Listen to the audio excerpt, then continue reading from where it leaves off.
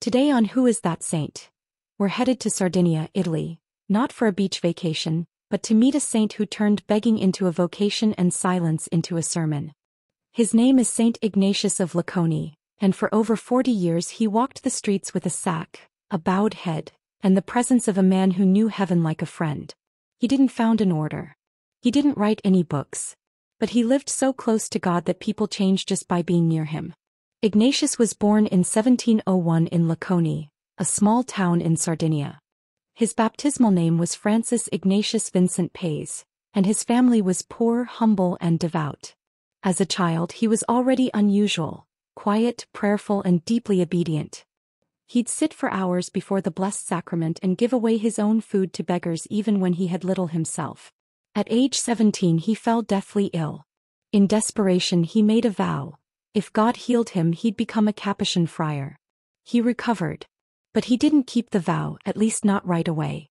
He delayed, worried about his weak health and his parents' dependence on him. But then he had a second brush with death, this time from being thrown by a horse.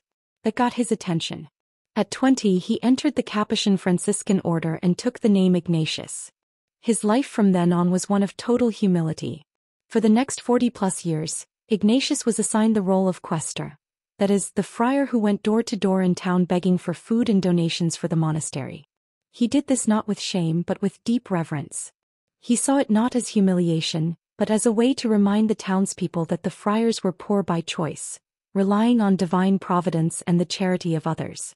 He never asked twice. He never pressured. He never argued.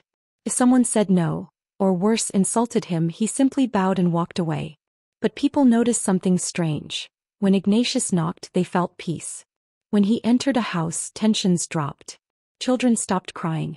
Sick people felt calmer. He rarely spoke, but his silence radiated holiness. Over the years, stories spread. A wealthy merchant tried to give him a donation that had been gained dishonestly. Ignatius refused to touch the bag. A baker once mocked him and gave him rotten bread. Years later, that same baker came to Ignatius on his deathbed begging for prayers. One woman swore that just having Ignatius walk past her house had cured her son's fever. These weren't PR stunts. Ignatius never promoted himself. If anything, he tried to avoid attention. He was illiterate and never preached in public. But bishops and scholars came to him for advice. He never gave long discourses, just short answers, sometimes even just a look. He heard confessions not officially but informally.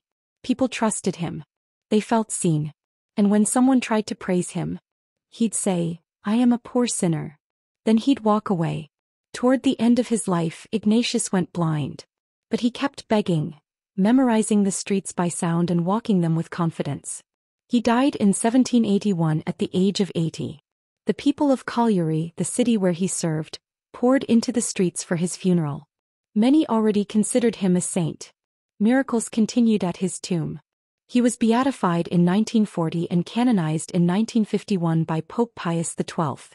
Today, Saint Ignatius of Laconi is a patron saint of beggars, the blind, and those who serve quietly in the shadows.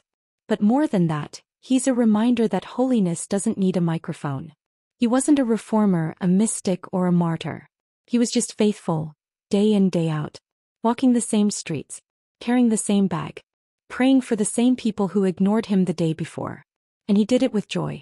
In an age where everyone wants a platform, Saint Ignatius of Laconi calls us back to the power of presence. He didn't try to impress the world. He let Christ impress himself upon him. And the result? The world changed around him. If you think your work is too small, too quiet, or too unglamorous to matter, Ignatius would disagree.